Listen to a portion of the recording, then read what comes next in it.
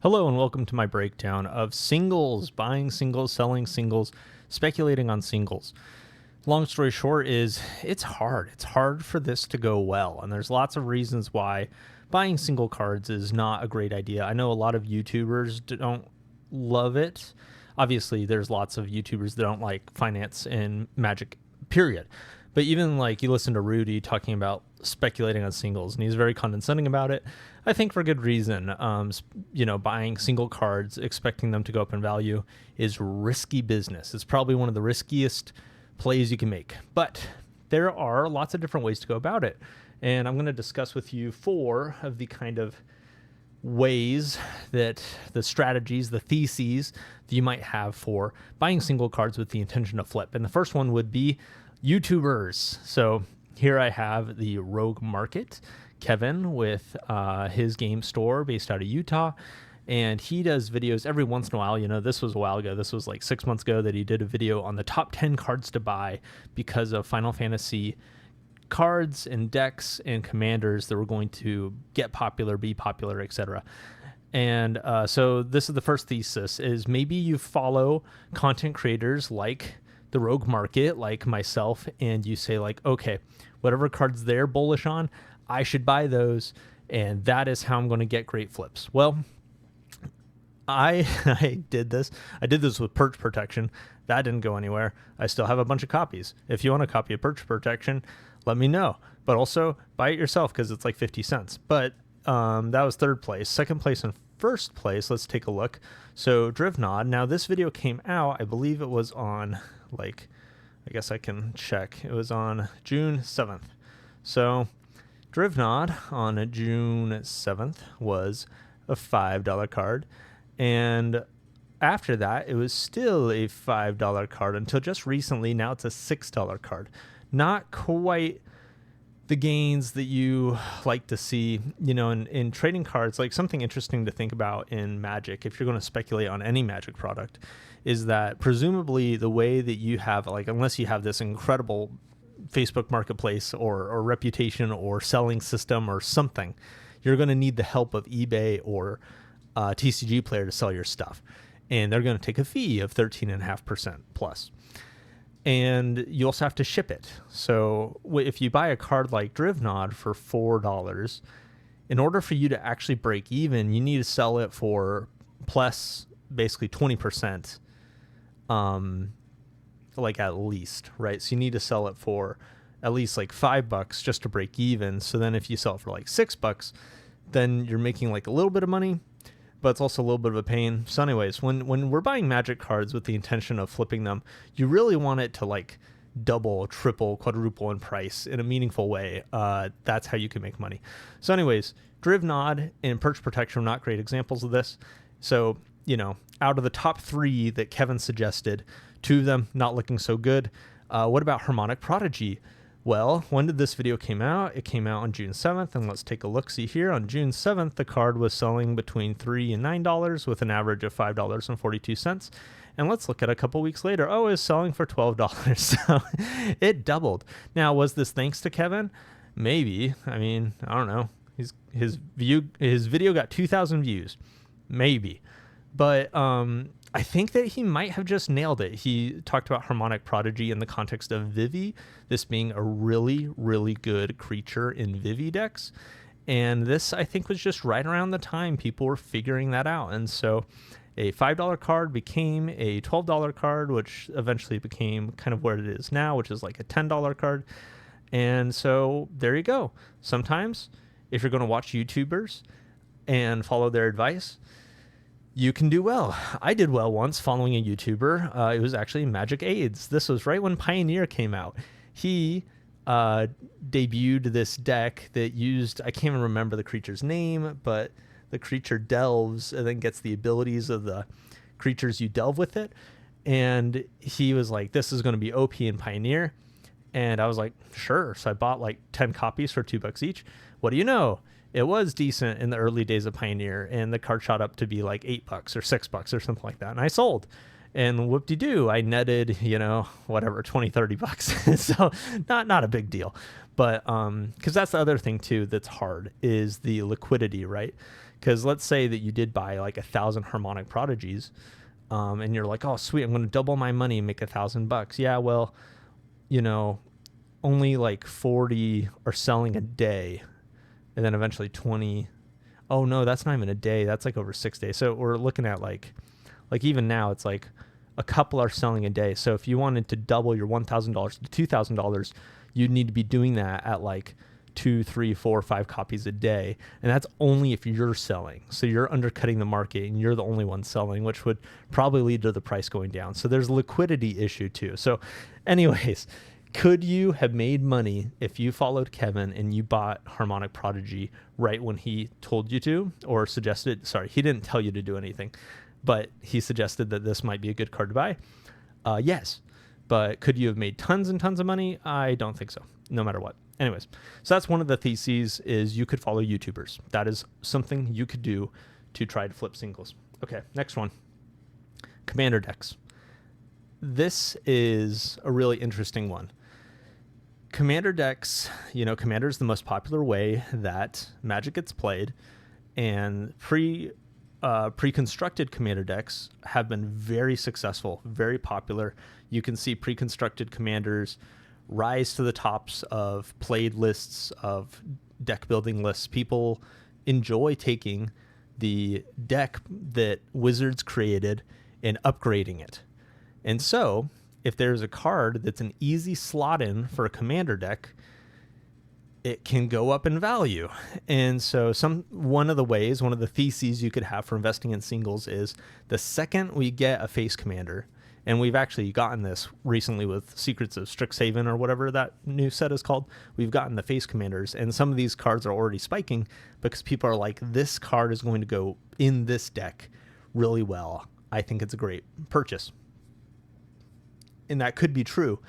There's so I guess there's a couple ways you could go about buying cards because of a face commander or a commander product that is going to come out.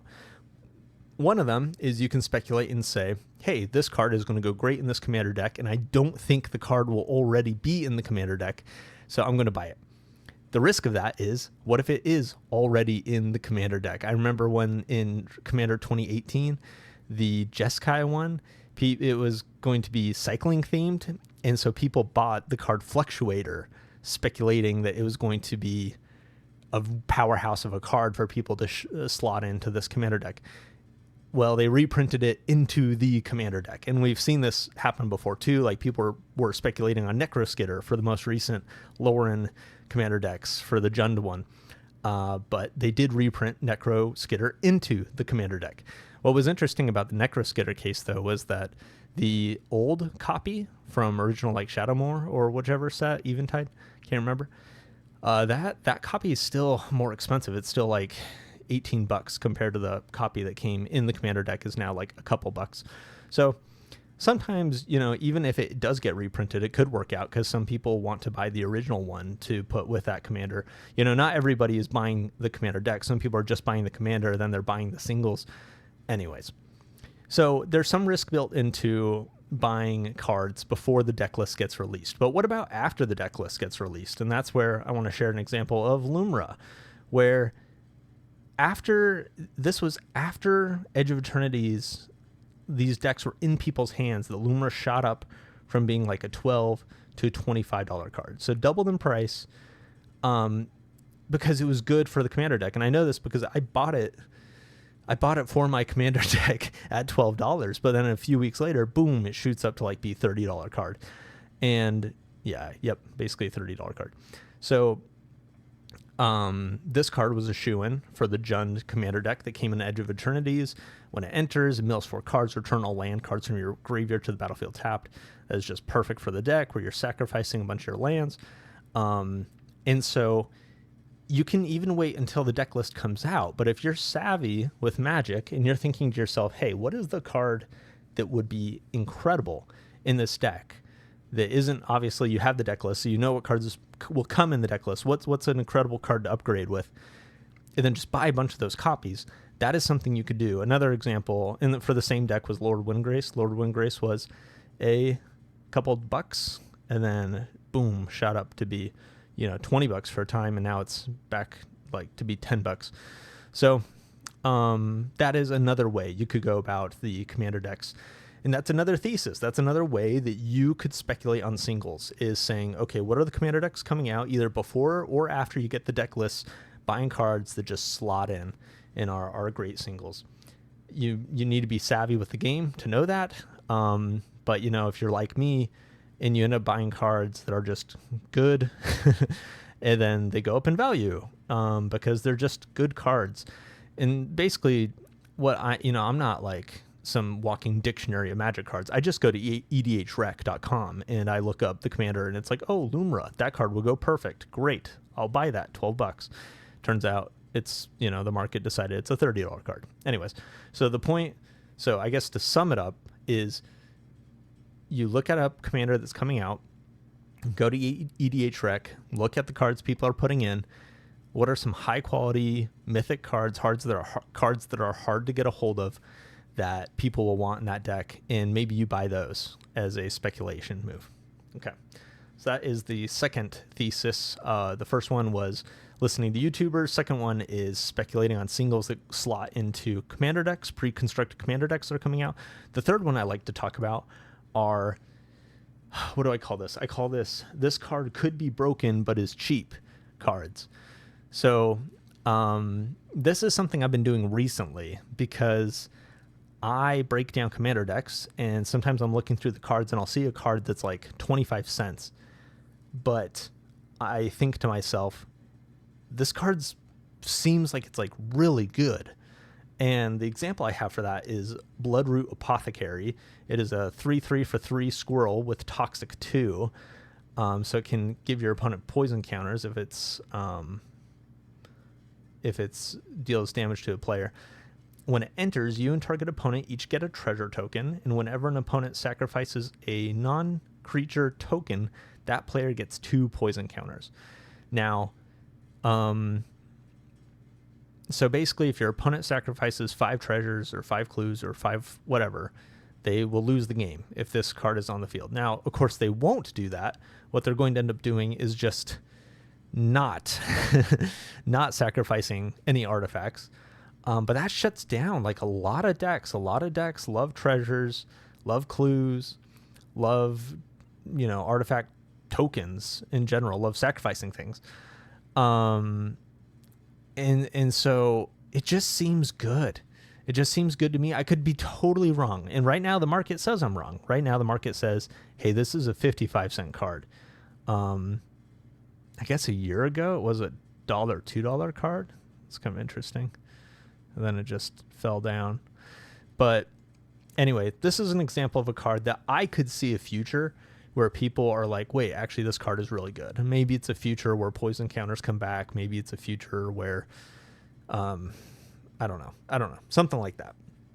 But so one thesis, and this is kind of like really, this is probably the hardest of all the theses I've talked about so far, because you have to have the skills. And like I said, this hasn't worked out for me. I've just started doing this, but this is something anybody could do, which is you see a card and you think to yourself, hey, that's actually really good. And you buy a bunch of copies. And I've done this before and it hasn't worked out. So I am not the one to preach on like how to do this, but that is something you can do. Look at a card, think to yourself, hey, that's really good. I think that's undervalued. Buy a bunch of copies to speculate on. If Bloodroot Apothecary goes up to $20 someday, I will show y'all my Lambo. Okay. The last thesis I want to talk about are staples. And so here I've got MTG Goldfish because I wanted a timeline that was longer than just a year for card prices. And what's interesting about staples, right, is that they always retain their value. Well, I say always. Right now I'm looking at Steam Vents. Steam Vents will probably never go below $8 as a card. But it could. What if they print dual lands that are snow-covered snow-covered tropical island? And then those are legal in all formats. Steam Vents would probably go below $8, right? And you could say like, oh, they'll never do that.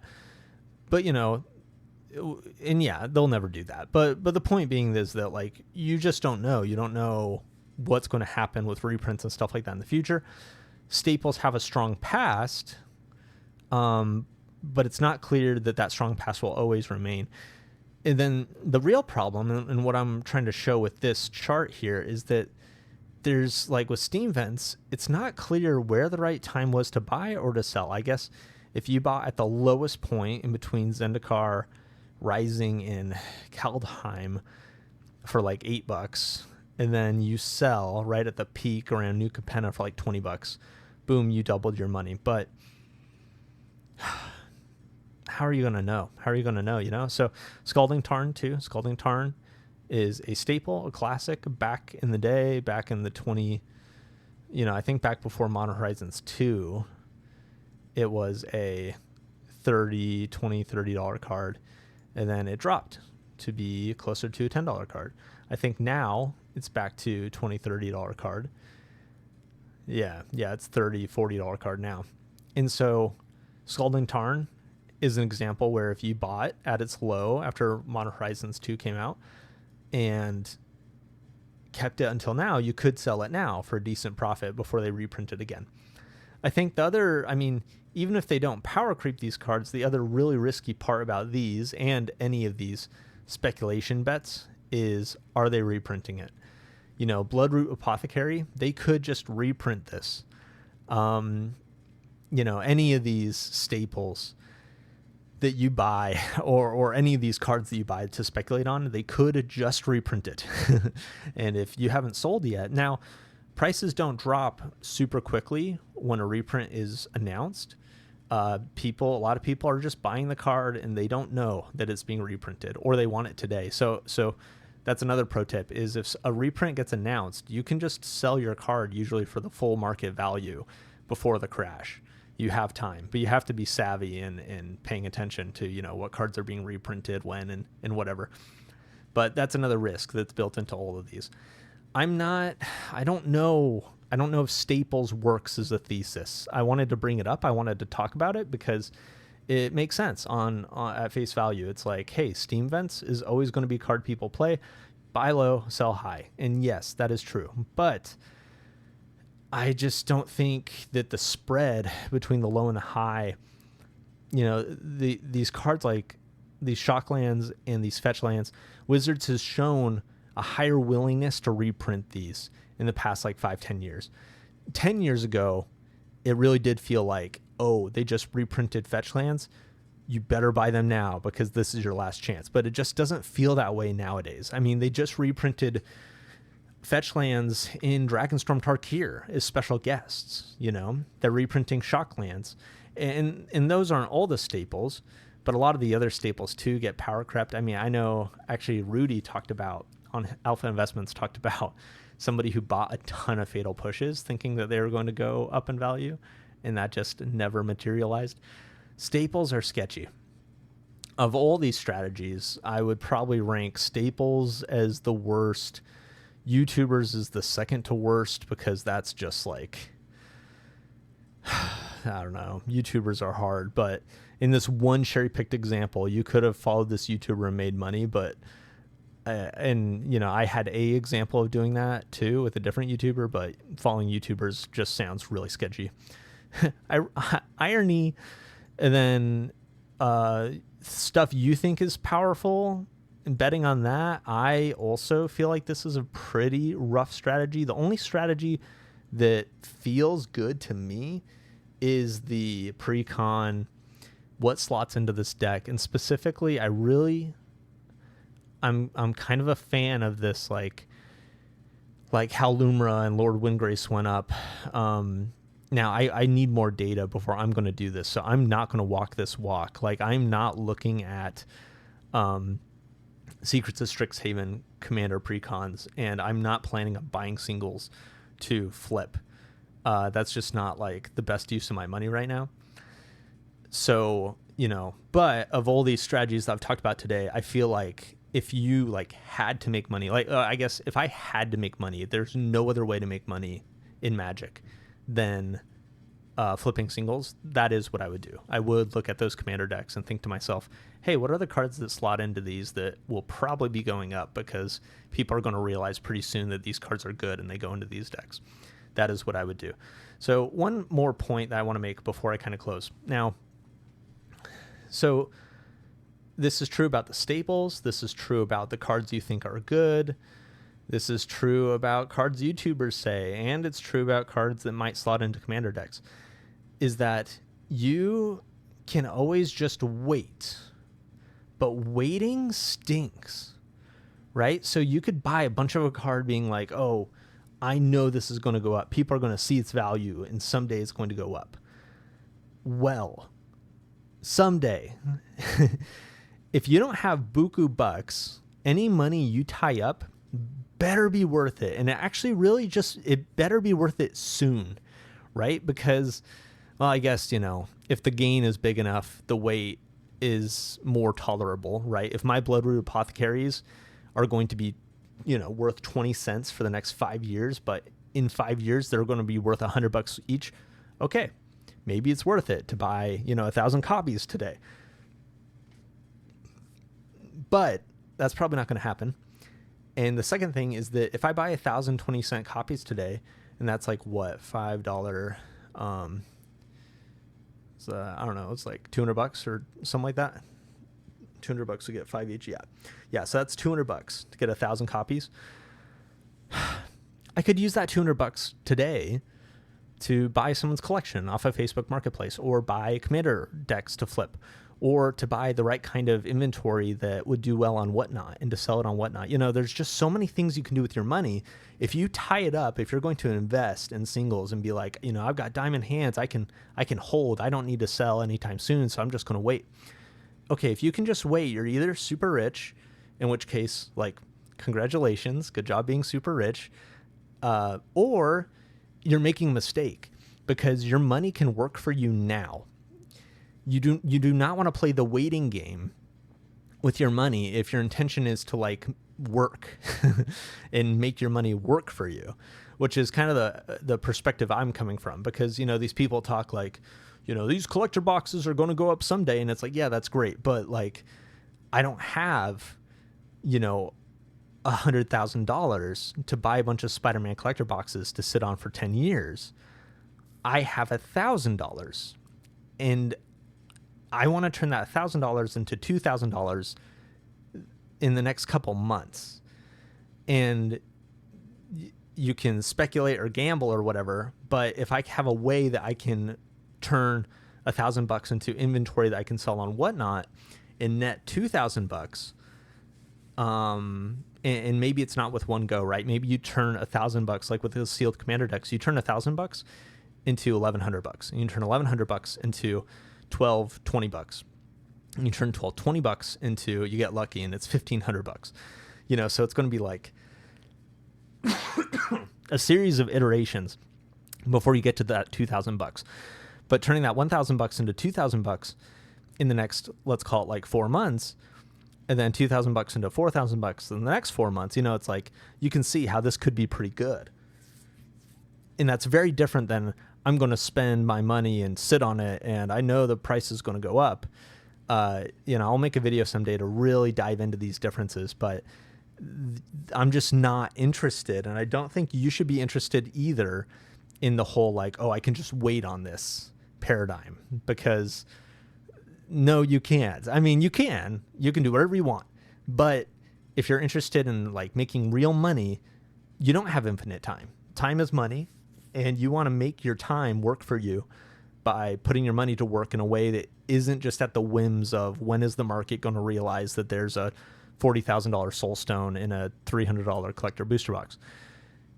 So anyways, that's my little rant on why, and that goes into these staples and stuff, is I'm not, I have Bloodroot Apothecaries because I open up sealed Bloomborough commander decks, and I'm instead of selling this card for 55 cents, I'd rather hold on to it, is kind of a gamble, especially because I don't think it's going to fall below 55 cents. So I can either sell it now, or I guess it's still the same opportunity cost. I could have that 55 cents now to reinvest into stuff, but I don't know. It's not a big deal.